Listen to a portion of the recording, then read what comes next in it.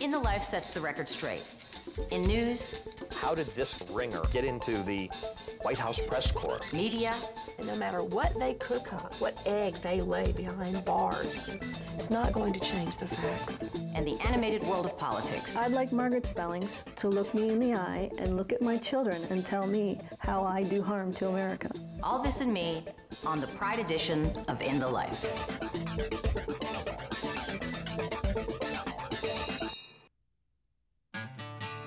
In the Life is funded in part by the H. Van Ameringen Foundation. Additional support provided by the Ford Foundation, the Overbrook Foundation, the Pride Foundation, Jeff B. Soroff, and the annual support of In the Life members like you.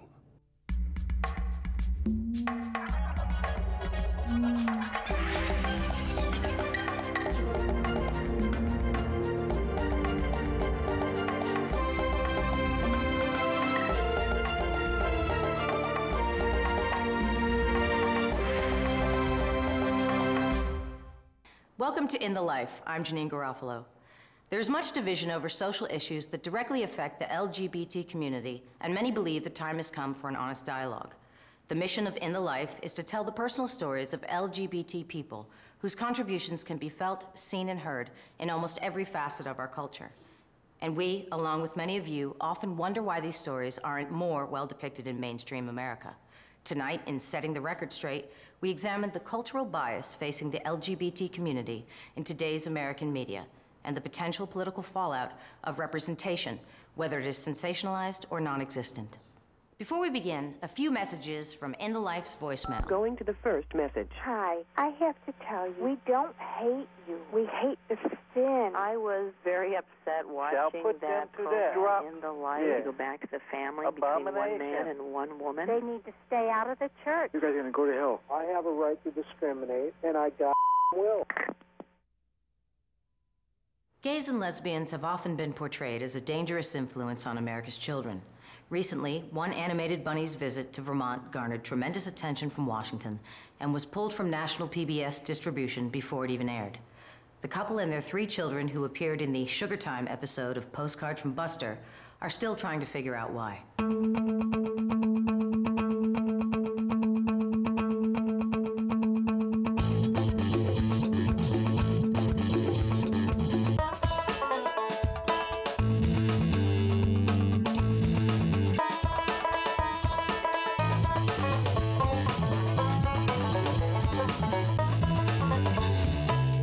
This is about censorship. This is about what we teach our children in terms of decency and common respect. Homophobia affects us all.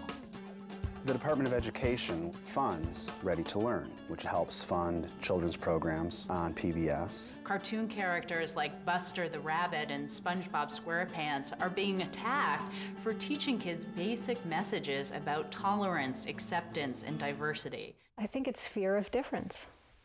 I mean, that's what we all felt was the problem.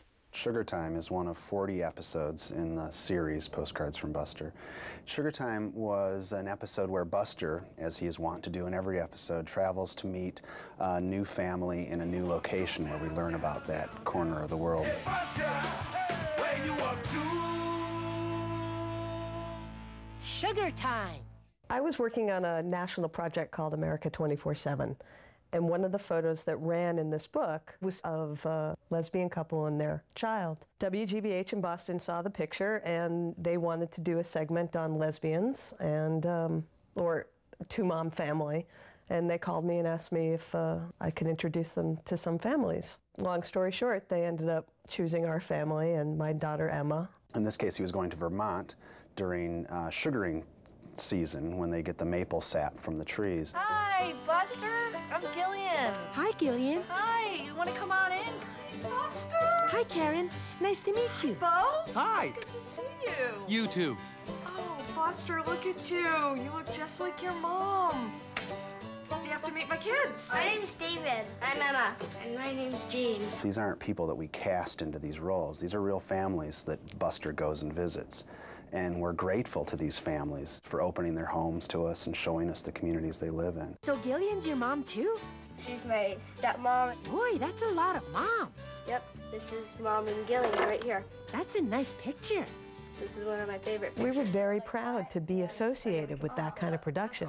And the kids, the idea of being part of a show that they got to show off their family to other children, you know, like they've been watching on TV, this was an enormous sense of pride for them. And then to be told that their family's not appropriate enough for a national audience, that's quite a hit to take. Through no fault of their own did they find themselves sort of immersed in this controversy. In January 2005, newly appointed Education Secretary Margaret Spellings sent a controversial letter to PBS President Pat Mitchell, asking that the episode be pulled before it aired. Margaret Spelling said that the lifestyle portrayed in this episode was something that parents of young children might not want them exposed to.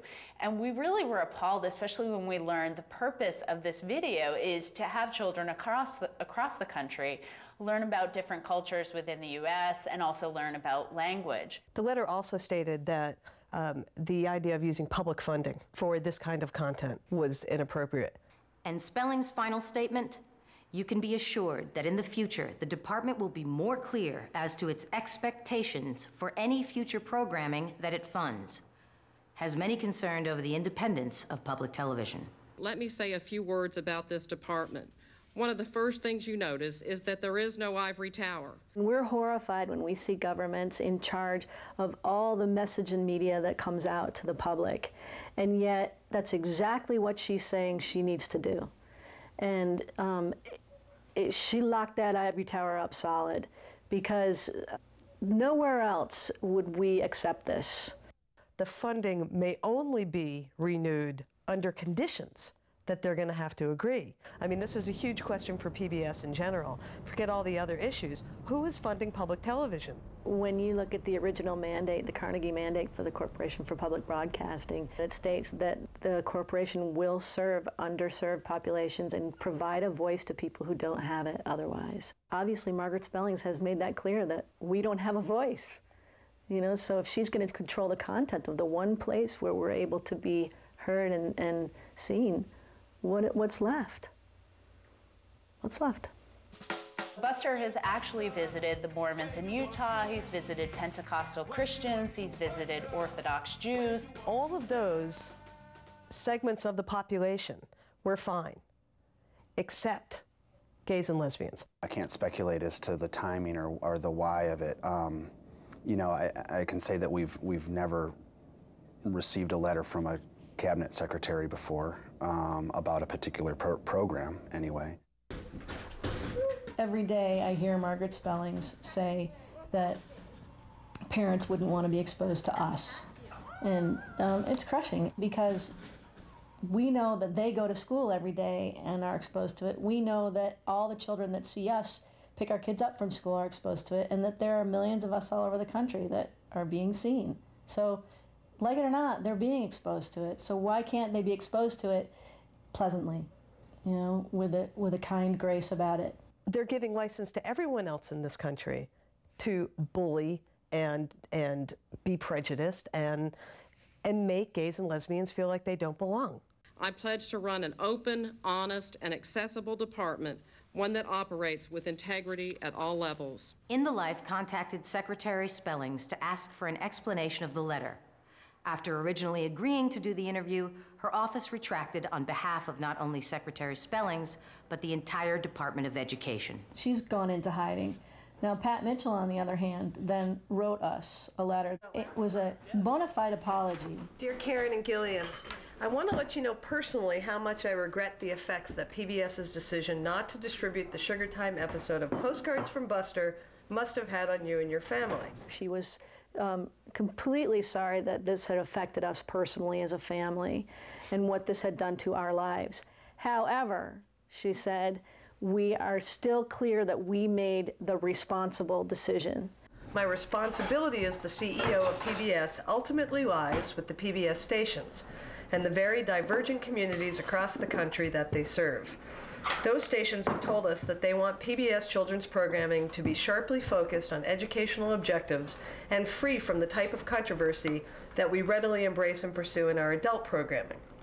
Margaret Spelling's letter literally arrived the afternoon of the day that we had decided to not distribute the episode, but it came hours after we had made our decision and communicated it to the producers.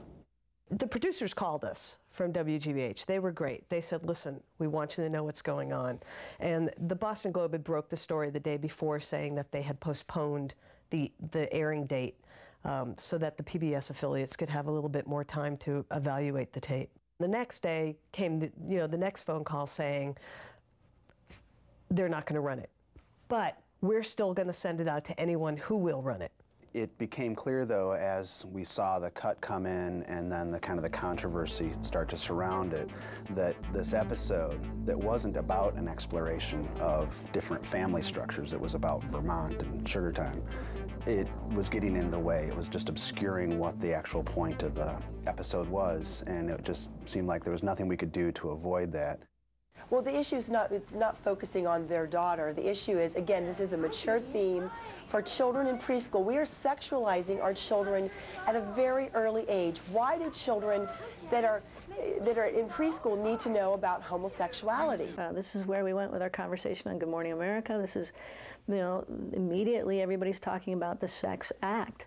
And there's nothing sexual about the episode. For tomorrow's dinner, I need you to get me some maple syrup for the baked beans, okay? And cheesecake. I'm gonna make a maple cheesecake. And I need cheddar cheese. We're hearing over and over how we are sexualizing our children at too young an age. And I completely agree that. But it's not by exposing them to a two-mom family living in Vermont who sends their kids off to get some cheese for, our macaroni and cheese dinner. And so these are the Shabbat prayers that we do over the candles and the bread and the wine. And there's nothing any more or less sexual about our making dinner than the Mormon family making dinner. Ooh, I think I'll start off with some chips. Not yet. We have to have the blessing first. People are mixing up behavior with life, with who we are. This is too mature for children in preschool. I don't think there's hardly any point where we're even seen together. We're just being moms. How am I supposed to tell my daughter that the upper echelons of our government thinks that we are inappropriate and immoral and invalid and other kids shouldn't know about her life? It's the majority of Americans that believe that, not just the government. Well, we could debate all of this another time, but again... Andrea Lafferty, Executive Director of the Traditional Values Coalition and outspoken opponent against equal rights for gays and lesbians, was the sole voice of opposition in the Good Morning America segment, despite having no direct relationship with the Postcards from Buster episode, PBS, or the Department of Education. In an effort to create fair and balanced reporting, mainstream media often pit LGBT people against opponents like Lafferty, making the debate about homosexuality rather than the broader issue, in this case, alleged censorship. And that's what we all felt was the problem. People being afraid of something that was different from what they themselves saw as being real and right. Bonnie is a friend of Tracy Harris and Gina D'Ambrosio, whose daughter Lily is featured in the Sugar Time episode alongside best friend Emma. And I think if I didn't know Tracy and Gina on a personal basis, I would have a more distant feeling about it. But that was really big for me, and I haven't had a lot of other opportunities to see families in that context. And so that's why I think the Buster show was a great show, because it shows everybody that they're just families. Bonnie, a member of the Charlotte Congregational Church, was moved to action when the Buster story broke. We were having some conversations about becoming an open and affirming church, which is an official designation that talks about accepting anyone from any path of life, regardless of race, gender, sexual orientation, anything. Everybody is welcome. And as we were having our discussions and sort of wondering, well, how would this go if we brought it up for a vote? In the news, this issue came up. When I found out that one of the families was from right here in Charlotte, I said, this is what we're talking about. This is it. And I called up the head deacon and I said, are we going to do anything about this? Bonnie drafted a letter that would be sent to the governor, Secretary Spellings, Pat Mitchell, and President George W. Bush. Our head deacon, Rick Kirshner, brought it up at church on Sunday and said, you know, I have signed this letter, and the letter will be in the vestry during coffee hour for anybody who wants to sign it. And 70 people lined right up. No. Step aside, please. The National Office of Bonnie's Church, the United Church of Christ, has taken on similar issues. I don't think so. No.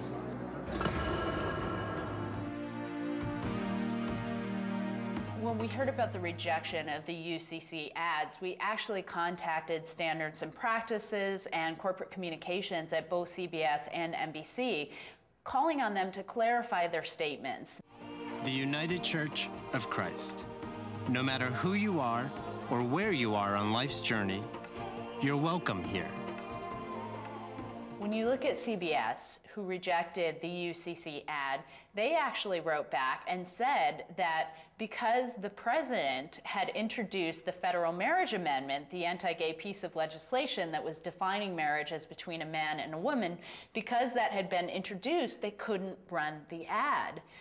I think everyone in this country needs to be very disturbed by the idea that any broadcaster, any national broadcaster, would be making decisions about what actually airs based on public policy, based on the administration in Washington and what their agenda is. We have got to get out there and start doing, fundraising for public television that does not include our government. It's wrong. It can't continue. I mean, public television is everything. It's edgy and it's brave and it's honest and truthful, and sometimes it's not what you want to see. And I want to see that too. I want to see the stuff I don't agree with. The only portrayal that most of us saw for gays and lesbians was a lot of promiscuous sex, and they were portrayed as aberrant or perverted. The media images out there can have an effect on public policy. They certainly have an effect on public opinion, and that's something that often drives public policy. Kids are being bullied on this issue more than any other issue in schools today. Parents watch their children go to school like we do and get bullied. And it's not just our issue, it's everybody's issue. If you live in a right-wing, conservative, religious home, and you are a young man, say 15, and you go to school and you are perceived as gay, you will be bullied. Does that not make it that parent's issue? We try to make our decisions in absence of what a current climate is. What we're trying to do, particularly with children's programs, is make sure that when our programs address a sensitive issue for kids, that they do it in a way that is that thorough, thoughtful approach. We're not doing anything up here that's a big, scary secret. We're raising 3 kids, we're working very hard, and we're trying to make our bills every month. I mean, that's what the rest of the country are doing. I think we've done a terrific job in terms of putting a diverse sort of face on public television. And in this particular instance, I think we could have done a better job. I understand why people are nervous now, and I am different in public. We just got back from a conference in Las Vegas, and it is so unlike me, but I was not demonstrative at all. I was afraid. I was afraid to be out in that city, walking amongst those thousands of people that are so powerful and rich, and they're throwing their money around, and if they didn't like what they saw, and that really hit me. So this has been an education, but it's also, it's been really important for me because of the kids to say, if you believe in something this strong, then you need to stand up and you need to shout. And you need to tell the world that it's not fair. And somewhere down the line, when they grow up, that's what I hope they pick out of this. More than anything, they'll stand up for themselves when they need to.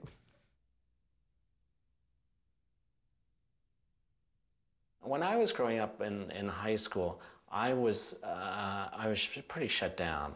The other way that I got through high school was that I made myself invisible. There was a boy in my high school who was the identified gay kid, and he pretty much got harassed, beat up every day. What was really painful for me was to stand by and watch it happen. Part of what has been so gratifying hearing from young people in response to Rainbow Boys and Rainbow High has been, you know, getting this second chance now to speak up for that boy and for, you know, thousands of other boys and girls, you know, like him. I'm Alex Sanchez, and you're watching In the Life. The art of spin has been described as a necessary evil of contemporary television. High production costs and ever-growing competition have led many broadcasters to make programming decisions based on good business practice rather than thorough news gathering. Tonight, we go beyond the sensational headlines to see what forces are at work in creating what has been described as the counterfeit news. You have to have an informed people to have a democracy. Never seen an administration that has been so comprehensive in the way that they have approached controlling information. We were asked to look into the use of prepackaged news stories. Comptroller General of the United States this week said that raises ethical questions. One of the things that they're doing, that the Bush administration has begun to do now, is to produce video news packages that they distribute to local news operations around the country. They're designed to look like television news reports. They'll feature an actress or an actor pretending to be a reporter and using lines that a reporter would use, like, "From Washington, I'm Karen Ryan reporting." In Washington, I'm Karen Ryan reporting. There is no Karen Ryan. There is no journalist. It's a PR firm that is packaging and putting this together. Does it raise ethical questions about the use of government money to produce stories about the government that wind up being aired with no disclosure that they were produced by the government? There is a Justice Department opinion that says these pieces are within the law so long as they're based upon facts, not advocacy. There is an illegal propaganda act that says you cannot use taxpayer monies for purposes of propaganda. These segments promote Bush administration policies. And now I'm honored and pleased to sign this historic piece of legislation. They distribute these video news releases to local television stations that in many cases have just aired them without indicating that this was produced by the government. You think you're watching your local television news broadcast, but what you're really watching is a 2 or 3 minute ad produced by the White House. For decades, our legal opinions generally have been complied with by the executive branch. The Government Accountability Office has actually found that some of these ads have run afoul of the bans on government propaganda and has told the Bush administration basically to knock it off. And the Bush administration has said no, that they're going to keep producing them. It gives seniors better benefits, more choices, and it's completely voluntary. It's important that if you're using taxpayer money to try to influence them, they have a right to know that. This has been a long-standing practice of the federal government to use these types of videos. The law represents the minimum standard of acceptable behavior. It's important for people in government as well as the media to do what's right. To do what's right, not just what's arguably legal. The second sort of strategy is to pay journalists, to pay people who are like Armstrong Williams, who got $250,000 to plug the Education No Child Left Behind Act. Your report card as a journalist is on the front page every day or in broadcast. You can't get away with it. The third kind of part of this grand strategy is to find people that you can plug in. The media made it out to be that how did this guy, a ringer, a plant, a shill, get into the White House press corps? Jeff Gannon was able to show up every day at the White House for 2 years and ask these obviously loaded questions representing a fake news source using a fake name, and nobody cared. I'm Jeff Gannon, former White House correspondent for Talent News. There was a question Gannon asked President Bush at a press conference in, I guess, late January or early February that included a false comment about Harry Reid. He made up a quote. Yes, sir. Thank you. Senate Democratic leaders have painted a very bleak picture of the U.S. economy. Harry Reid was talking about soup lines, and Hillary Clinton was talking about the economy being on the verge of collapse. That got a lot of people's attention, and we sort of looked into who Jeff Gannon was, what Talon News was, and some of his reporting. How are you going to work with people who seem to have divorced themselves from reality? We found that this Talon News was really just a front for a company called GOP USA. And the GOP USA is staffed and run by Texas Republican activists. None of them have any journalism background. They all have a partisan background.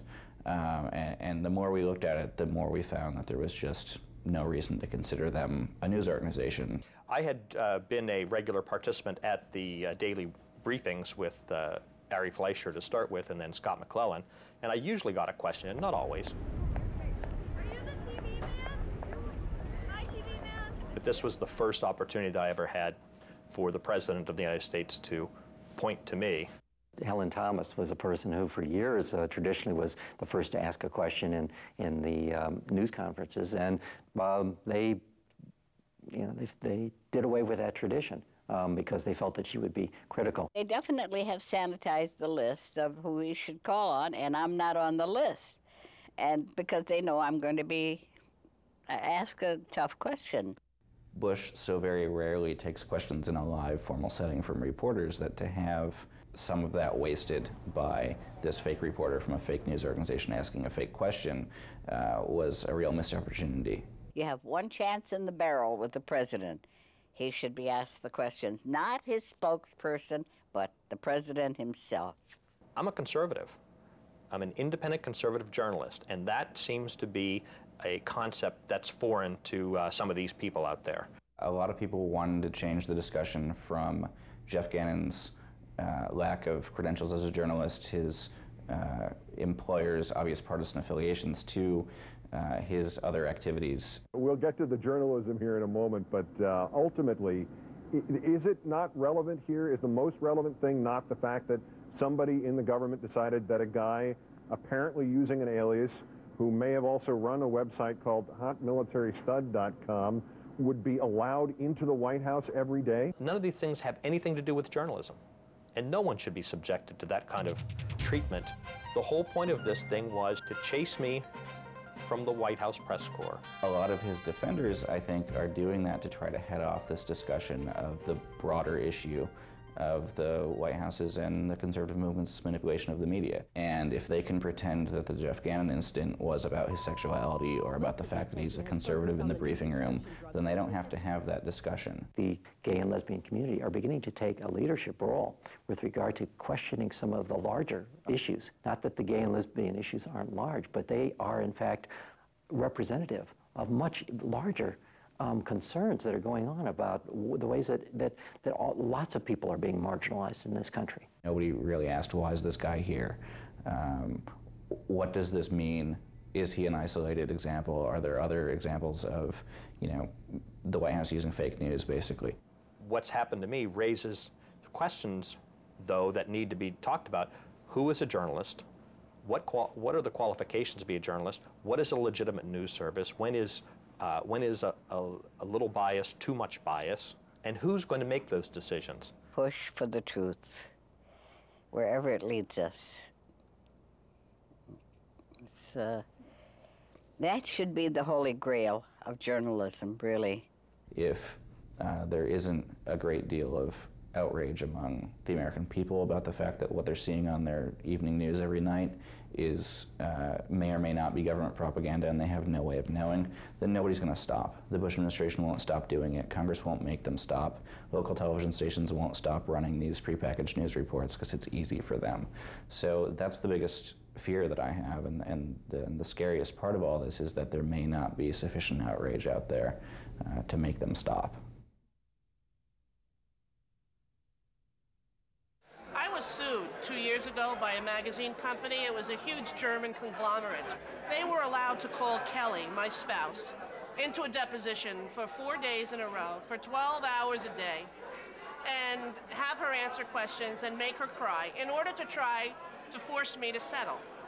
Well, I had no right to call the man who was suing me, Dan Brewster's wife, to the table because they were legally married.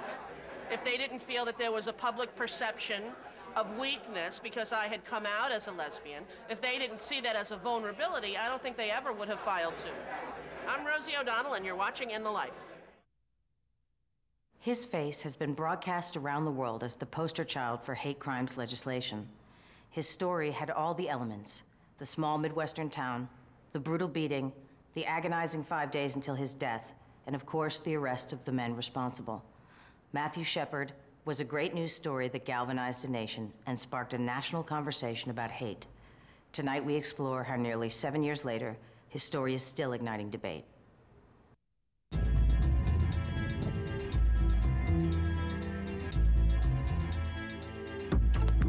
I'm sure he thought nothing was ever going to happen to him for just killing another fag. They were two meth heads looking to get some money. That's what it was all about. The defendants are now trying to claim they were on methamphetamines. Ridiculous. Aaron McKinney explicitly, by his own words, agreed to never do any media about this case, that it was a key part of the sentencing agreement that saved his life. Tonight, startling new information about the Matthew Shepard story. Secrets of a murder. In November 2004, only 2 months after veteran reporter Elizabeth Vargas stepped into a retiring Barbara Walters role, ABC's 2020 aired the controversial story, Matthew Shepard, Secrets of a Murder. The quick cuts, the editing, the blurred stock footage of the area around Laramie and the meth culture and the flashing club lights and club music, and it certainly carried you along into the place they wanted to put you so that they could funnel into you the idea that this was some kind of club drug crime. The reason why, editing and imagery and B-roll and music works so well on so many audiences is they're not even aware that these elements are put together. The sad thing about it is it completely undermines a lot of the work that the people did, investigating the case, all the great work, in gay and lesbian activism and hate crime activism that has happened since the crime. I mean, what good does that serve? And some people who appeared in the story question the timing and the methodology of the production. Whatever side your documentarian is against is going to feel that they were misrepresented in the way that they were shown.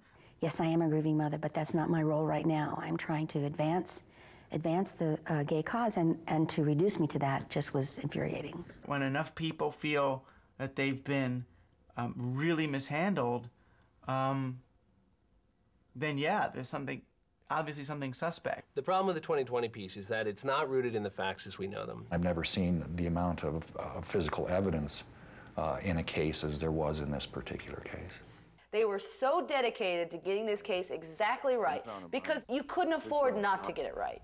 The investigators in this case did a tremendous job, and under the weight of enormous and withering scrutiny from the world. In the Life invited 2020 to be part of this segment.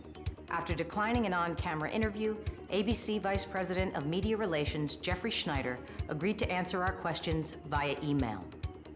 And according to Schneider, 2020 producers consulted extensive trial transcripts provided by the court reporter. There is no transcript of everything that was said at trial. There are pieces of it. And one of the efforts we're undertaking on behalf of the foundation is to preserve and to recreate that trial record, because right now it exists only in the stenographic notes and data files of a court reporter in Wyoming. After Mr. Shepard confided he was gay, the subject deceived Mr. Shepard into leaving with them in their vehicle to a remote area, and upon arrival at said area, both individuals tied the victim to a buck fence and continued to beat and terrorize him while he was begging for his life. It's a case that's been solved. The people were convicted that were responsible. The case is adjudicated, it's done with. Every point was hashed and rehashed before, during, and after the trials. This is nothing has been introduced. This thing should have been put to rest a long time ago. Tonight, a 2020 investigation uncovers stunning new information. The controversy over this piece centers around 2020's speculation that the crime was a drug-induced robbery gone wrong and not fueled by the hate that received so much public attention. It's as important to look at what's left out of a news story as what's included. You know, the details people choose not to include sometimes don't necessarily contradict the facts, but contradict the bias of the story. I was concerned about what the focus of the piece was going to be, but we do the interview. And when it gets to the methamphetamine issue, I realize what was going on. And then the next morning I get up and find the emails on my dining room table that had been left behind, which indicated specifically that 2020 was coming in here with a specific angle, and that was the methamphetamine angle. Draw your own conclusion after hearing it. Although Dave is a veteran, highly skilled investigator who is a key to solving the crime quickly, he signed on to the hate crime motivation of Shepard's death, and our piece will ultimately contradict that flawed theory. And to me, it indicates very strongly that they came here with one thing in mind. They had a predetermined focus on how this was going to come out, and so many pieces of it that were truthful ended up on either not asked or on a cutting room floor. The thing to do is to disclose the bias. You know, to try to, at the very beginning, come out and say, I've been looking at this story and I'm really upset by it. Here's what I think happened. It would be difficult to get into a court the kind of case that 2020 assembled because of its heavy reliance on anonymous sources or people who only have a first name who openly say that they've been using methamphetamine for years and heavily. Those people's credibility doesn't tend to stand up in a courtroom, so it would be very difficult for them to, I think, make that case anywhere but in the media. You know, if I had to walk into a prosecutor's office with a case based on that kind of information, they wouldn't laugh me out of the office. They'd throw me out of the office. Nobody was on drugs when this crime took place. The ABC News theory is more subtle. It is that it was the after effects of heavy drug use that somehow led to Matthew's murder. So that's a theory. It's speculative. When you ask what's the evidence for that, there isn't any, and you're not going to find it in this piece. If you're in the middle of a meth binge, you're going to have specific withdrawal symptoms. I mean, once the drug is gone, they never exhibited any of that while they were incarcerated. Toxicology was negative. That combined with the statement that Price gave that they hadn't had any for several days, I'm comfortable that they weren't under the influence of methamphetamine, and that was not a motivation for the beating they gave to Matt. In a piece that talks so much about how being on methamphetamine makes you insane, how many of the sources for that story were themselves, in fact, potentially people exposed to that kind of insanity. The voluntary ingestion of either alcohol or drugs is not a defense. If that were true, everybody at Rikers would say, I was drunk, and they'd all be out on the street. 2 young men are serving life in prison for the murder of Matthew Shepard. You will meet them now and hear their story in their own words for the first time. The killers say they agreed to be interviewed to set the record straight. Well, I think the exclusivity of interviewing both men was a big draw. I'm not sure there's anything else in the story that was big enough to make them do this. If they decide it's possible that this guy was trying to do a drug deal, then they owe it to themselves and the public to honestly investigate that. Despite 2020's promise to introduce their story in their own words, In the Life recorded how much time the killers actually spoke. Aaron McKinney received approximately 1 minute and 45 seconds to tell his story. Russell Henderson, approximately 2 minutes and 50 seconds. In the roughly 43 minutes of content, the total time allotted Elizabeth Vargas was approximately 19 minutes and 58 seconds. We asked 2020 why. Quote, this report featured a balance of key voices in the case. 2020 is in a position now of trying to elevate some of its second stringers to, you know, to fill the apron of Barbara Walters. But, and Hugh Downs, right, who left a couple years ago as well. So, I mean, there might be more of a tendency to put these people's faces and voices more front and center. So the reason you attacked Matthew Shepard wasn't because he was gay. It was because you were strung out on drugs and frustrated. Yeah, very. And angry. Yeah, all that stuff builds up on you. It don't take much to make you snap completely. Why was the beating so bad if it was just a couple of guys? You have direct testimony from Elizabeth Vargas about why this happened. I mean, that's what you got just there. He says, all I wanted to do was beat him up and rob him. And she says, so you did this because you were strung out on drugs and frustrated and tired and angry. Well, he didn't say any of those things. She did. He said, all I wanted to do was beat him up and rob him. I think that's supported by the record. Some people have in their heads that it's not a hate crime unless McKinney and Henderson left their house that night looking for a gay guy to bash. If what you're asking is, was it a premeditated hate crime where they said, let's go out and find a gay kid and kill him because he's gay, that's the wrong question. That's not what the evidence suggests in this case. But it suggests that what changed a robbery into a lethal beating and a murder was anti-gay bias, an emotional reaction of rage fueled by that bias and hate. And nothing in his piece contradicts that. We all were under the same opinion that this was a robbery that went bad. Ben Fritzen, who was interviewed for both 2020 and this segment and a detective on the case, supports 2020's position. The county sheriff at the time went on record saying that apparently we might have a hate crime that we're investigating, and it just went chaos from there. But lead detective Dave O'Malley argues that what's lost in the theory offered by Fritzen and 2020 are the key questions that have already been answered in McKinney's confession. What's he look like clear? Like, when did the panic begin? Did it begin when Henderson and McKinney went in the bathroom at the fireside and decided to act like they were gay? Did the panic begin when they were in the truck? You know, when does this panic defense start? Seems clear to you, like a fag, you know?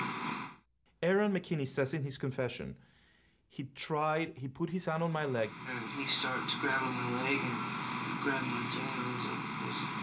I don't know what the hell he was trying to do, but I beat him up pretty bad. I'm not a f***ing faggot. Those are his words. Did you kill Matthew Shepard because he was gay? No. For them to rewrite history? Come on. Nobody's going to believe them. This is clearly a hate crime and was rightfully considered as such.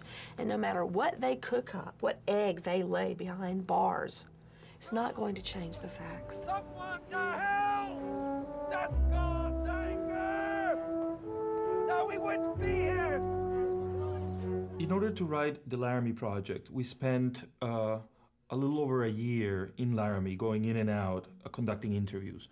We conducted interviews with over 200 people. Our rule of thumb was that when those people saw themselves, that they would say, that's not only what I said, but that's what I meant. Because, you know, it's very easy in the kind of work we do to take one phrase, take it out of context, and have it mean something completely different.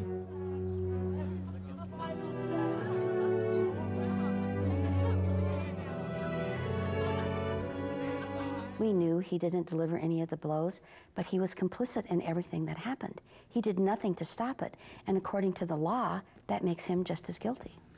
Russell Henderson pled guilty, accepting 2 consecutive life sentences. But according to 2020, quote, McKinney committed all the physical violence against Shepard and struck Henderson in the face with the pistol when he tried to stop the beating. Did you ever once try and stop Aaron from hitting Matthew? Yeah, I did. I told him I think he had enough. Didn't do any good, because it didn't help Matthew any. He looked so innocent and so sympathetic in his piece on this news program that you really felt for him. Henderson, at a much later time, said that he was trying to stop McKinney.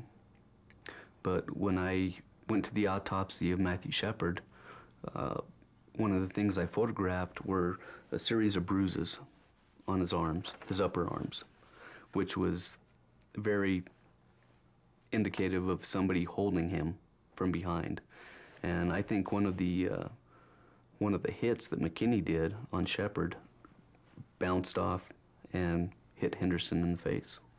I do know that Henderson's attorney is seeking a sentence reduction, and it seemed to me that the program followed every point that his attorney was trying to use for the sentence reduction. I was fully expecting the death penalty on both of them, but that came down to Dennis and Judy Shepard's wishes. They did not want to pursue the death penalty.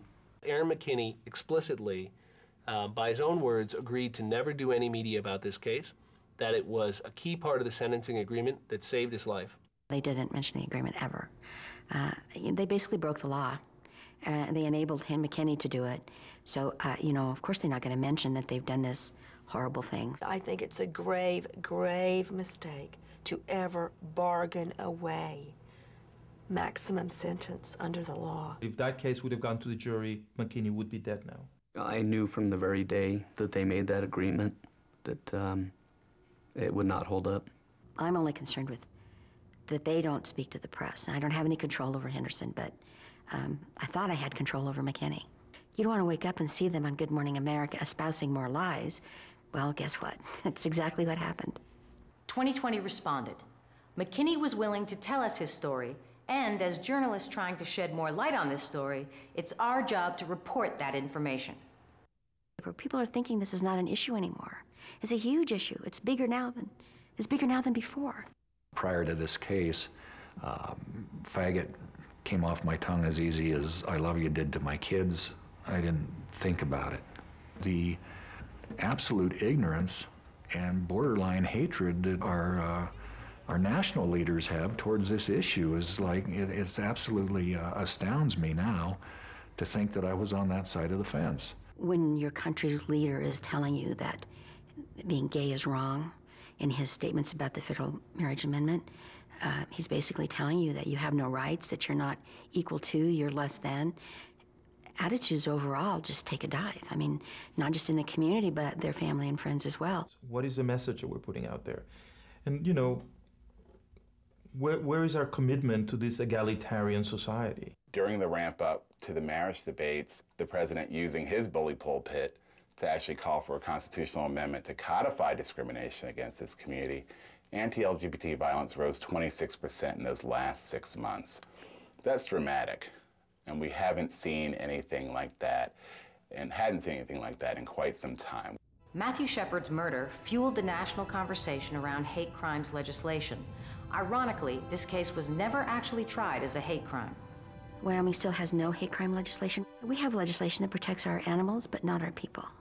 A hate crime is quite simply any crime that is motivated wholly or in part by the perpetrator's perception of the race, ethnicity, sexual orientation, in some places gender identity or expression of the victim. There is still no federal hate crimes law that includes sexual orientation, leaving legal protection of LGBT people to individual states. And according to the Human Rights Campaign, 29 states and the District of Columbia now recognize sexual orientation under hate crime legislation, leaving 21 states without protection. What sets hate crimes apart from other crimes, specifically, is the motivation for the crime. The crime itself is no different. It's the motivation. So the perpetrator gets a greater sentence, a sentence enhancement, strictly because of the motivation. Another indicator of hate crimes is often a measure of overkill, and that means that in the course of committing a crime, you could have stopped here. Instead, you went all the way to this point. In July 1998, 3 months before Matthew Shepard was murdered, Washington debated the Federal Hate Crimes Prevention Act. Many opposed argued that the inclusion of sexual orientation allotted special rights for LGBT people. It may seem outlandish to think that at some point in time, some straight person might need to utilize a hate crimes bill because a gay person beat them up because they were straight, but it does serve to point out that these pieces of legislation are not special rights. They're actually for anybody. More hate crimes are committed against those perceived to be gay than those who actually are. I don't think that the hate crime statute offers special rights to victims. What it does is allow prosecutors to seek enhanced sentence on specific crimes. The relationship between bringing up bias based on gender identity and sexual orientation in a criminal trial is really clear. Gwen's family had to sit there day after day and hear that their daughter, right, who was beaten, strangled, buried in a shallow grave, was responsible for that happening to her. Every day we live for Gwen. Every day we remember. Every day we think about how painful it must have been and how horrible this death was for Gwen. It was horrific. How do you murder someone and then bury them and go and have breakfast at McDonald's? We're failing our youth in our schools and in our families and in our religious and social organizations by not preparing them to deal with what happened that night.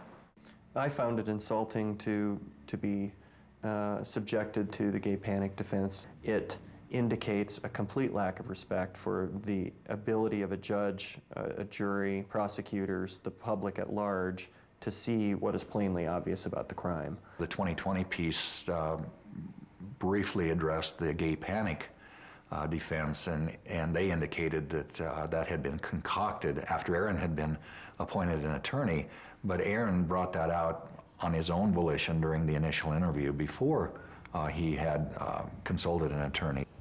When they were trying out that gay panic defense, one of my coworkers said something to the effect of, "Oh, so he made a pass at him, so it was his fault." Well, by that logic, there wouldn't be a straight man left living in this town, because every straight woman in this town has found herself in the position of being the unwelcome recipient of a pass. When they were leaving the bar in the truck, that is the time it appears that the robbery took place, when Aaron McKinney demanded Matthew's wallet and Matthew gave it up pretty easily. The question then becomes, why did the beating turn so savage? What provoked that? Aaron McKinney's girlfriend, Kristen Price, stated in the original investigation that Matthew's murder had everything to do with sexuality. Her original statement was she knew absolutely nothing about what happened, nothing at all, and that she hadn't seen Aaron. And she came up with the statement that Aaron was freaked out because this gay guy was hitting on him after they left the bar. She had like 3 different stories. She said that Aaron came home, he was all bloody, he had a head injury, he wasn't making any sense, and I believe that she did tell me that he told her that he thought he'd killed a gay guy. Now she's telling a different story, again. So when you told police that the reason Aaron attacked Matthew was because he was gay, because he made a pass at him, you were lying? Yes. She comes out in the ABC's 2020 piece and says, I pretty much lied 6 years ago when I told everyone, you know, that I thought that, you know, Aaron killed Matthew because he was gay. Okay, did you lie in court? If the defendant's girlfriend lied under oath, she could and should be prosecuted for perjury. That is a grave injustice to our justice system. 2020 acknowledges that Kristen Price changed her story, stating, quote, "She made some choices that allowed her to stay out of jail and tried to take care of her infant son. She came forward to set the record straight. Her on and off-camera statements seem sincere." Do you think Aaron is bisexual? Now I do, yes. In the 2020 piece, they try to say, well, he's bisexual, so how can he be a homophobe? That is so ridiculous. There's so many bisexual people that are homophobic. It is always the things that we most dislike about others that turn out to be the things we most dislike about ourselves. We all know that in every facet of our society, there's a certain degree of self-loathing. Women hate their bodies. Men hate going bald. Just because these guys now have decided that they're gay on methamphetamines and therefore could not have committed a hate crime is preposterous. The majority of the people in Laramie that I've heard from were appalled by the story. They have no idea where all that information came from. They're appalled that the Laramie people they interviewed were never, their answers were never followed up on. After all these years, we've finally sort of been able to convince the world that this is a good place, and they've just lobbed another grenade in. They think it gave Laramie an even worse view to the rest of the country than people already thought.